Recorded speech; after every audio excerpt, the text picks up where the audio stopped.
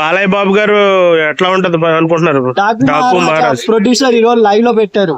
Live ఏమన్నారంటే press meet లో Chiranjeevi fans కి సారీ, బాబీ గారు వాల్తేర వీరే కన్నా డాకు మహారాజ్ బాగా తీశారని ఒక స్టేట్మెంట్ పాస్ చేశారు ఆయన.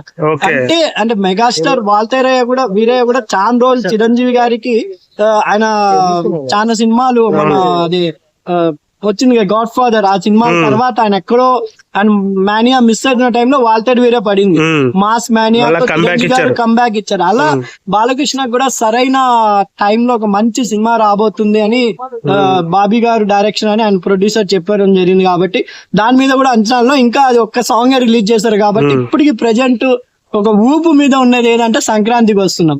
ఎందుకంటే ఎవరు ఏ రీల్ చూసినా ఏది చూసినా ఆ సాంగ్ అయితే మోగిపోతుంది.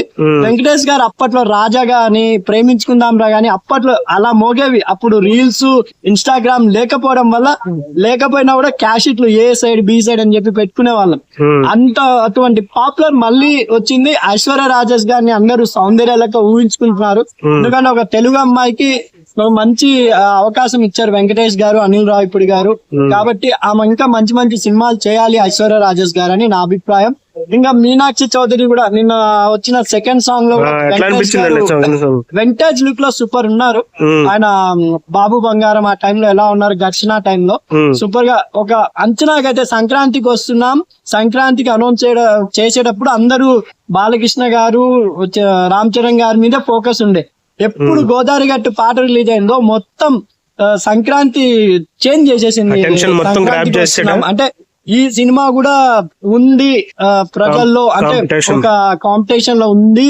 అది కాకుండా ఎక్కువ ఆడియన్స్ ముసలోళ్ళు కాదు, పెద్దోళ్ళు కాదు, రీల్స్ చేస్తున్నారండి.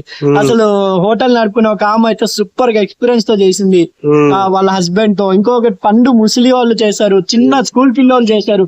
అలా సాంగ్ కొంచెం ఒక హైప్ టెన్షన్ తెచ్చింది కాబట్టి యూత్ కూడా కనెక్ట్ అయింది. కాబట్టి సాంగే సినిమా థియేటర్స్ కి రాణిస్తాదేమో. ఇప్పుడు ఒక లుక్ చూసాము సంక్రాంతి వైఫ్ తో మొత్తం మాస్ ముగ్గురు, వెంకటేష్ గారు, ఐశ్వర్య రాజేష్ గారు, మీనాక్షి చౌదరి గారితో డాన్స్ కూడా అదిరిపోయింది. కాబట్టి చూడాలి అన్స్టాపబుల్ షోకి వెళ్ళారు కదా. వెంకటేష్ బాలకృష్ణ గారు ఇది హెల్తీ కాంపిటీషన్. ఎందుకంటే ఇద్దరు మూవీస్ సంక్రాంతికి ఉన్నా కూడా ఇద్దరు కలిసి ఇంటర్వ్యూ చేశారు చూడండి, ఆయనకి హ్యాట్స్ ఆఫ్ చెప్పాలి. ఎందుకంటే బాలకృష్ణ గారు మంచి చిన్నపిల్లల స్వభావం గల ఆయన, కాకుండా ఎటువంటి హేటర్స్ లేని హీరో అంటే వెంకటేష్ గారు. ఇలా ఇద్దరు కాంబినేషన్ 2 సినిమాలు, రామ్ చరణ్ గారు 3 సినిమాలు బాగా ఆడాలని నేను మనస్ఫూర్తిగా కోరుకుంటున్నాను. సంక్రాంతికి ఒక సినిమా అంటే ఏం చెప్తారు?